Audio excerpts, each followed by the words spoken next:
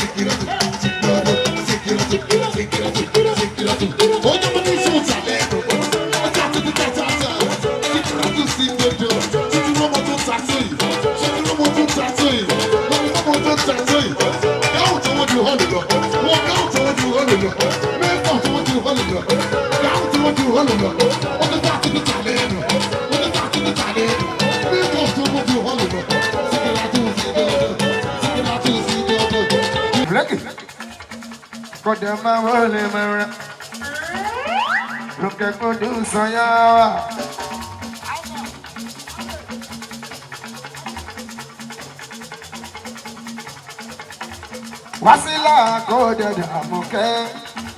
amoke ni lo fitina do si wo sotiri Wasila go de bi pe wo pe amoke o ya mi wale ya wa mi ni ya ba mi ni ya ba mi ni da ya si ade san ya wa ọmọ yẹmi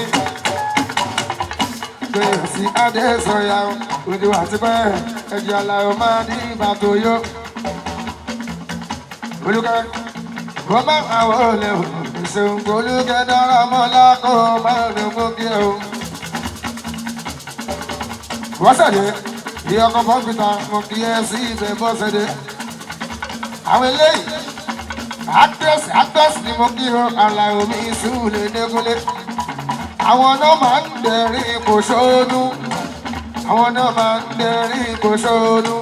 Àwọn náà ṣeré tí ó lè máa di ìgbà tó ń kọ́ alápọ̀ máa di bàbá gbogbo. Ayọ̀ adé sọ̀yà wa máa má nìyẹn. Ayọ̀ ìyá wa mi wálé. Ìyá wa mi délé. Ó kàlè bọ́ sàrówó ṣẹgbẹ́. Ó kàlè bọ́ ṣẹgbẹ́. Ayẹyẹ ṣẹgbẹ́ mi bọ́ ṣẹgbẹ́ àmàkí o. Kẹ́mi Tàfíìkì kẹ́mi. Mo kí kẹ́ mo Tàfíìkì yóò ṣe o. Kẹ́mi Tàfíìkì. Mo kí ẹ bí mbọ́ lámì sọ́ọ̀sẹ̀ sọ́ọ̀sẹ̀ kọ́. Bí mbọ́ lámì sọ́ọ̀sẹ̀ sọ́ọ̀sẹ̀ Ìjẹ̀bú Ìjẹ̀bú Ìjẹ̀bú. Ó kàlè àmọ̀kádé. Ayọ̀ àmọ̀kádé. Ìjẹ̀bú káwọ́ lè ṣe kọ́. Àbẹ̀ tí sẹ́yìn ní ìtúbọ̀ wá. Ilé ṣẹlẹ̀ nílé ìlú wa. Ilé ìyá mi wálé. Ilé ìyá mi nílé.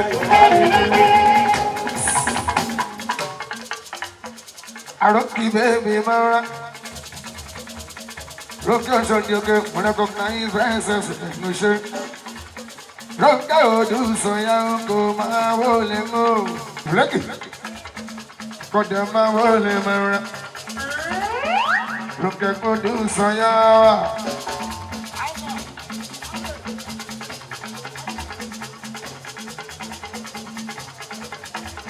Wásílà kò dẹ̀dẹ̀ Àmọ̀kẹ́. Àmọ̀kẹ́ ní lọ́fẹ̀tì náà tó sì wò ṣóòtìrí. Wásílà kò dẹ̀. Bí pé wọ́n pè Àmọ̀kẹ́ o. Ìyá mi wálé. Ìyá mi nílé. Ìyá mi nílé. Ìyá mi nílé. Dọ́yọ̀ sí adé sanyá wa.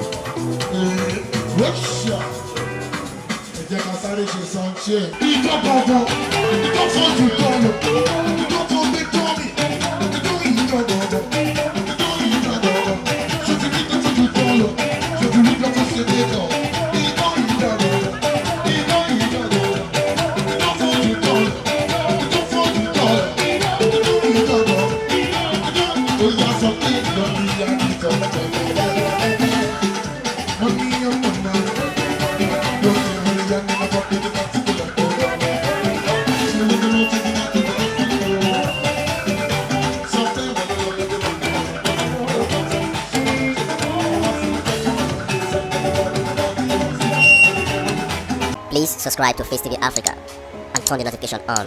Face TV Africa, ẹ jọ̀ọ́, subscribe, hete. Face TV was Swoby.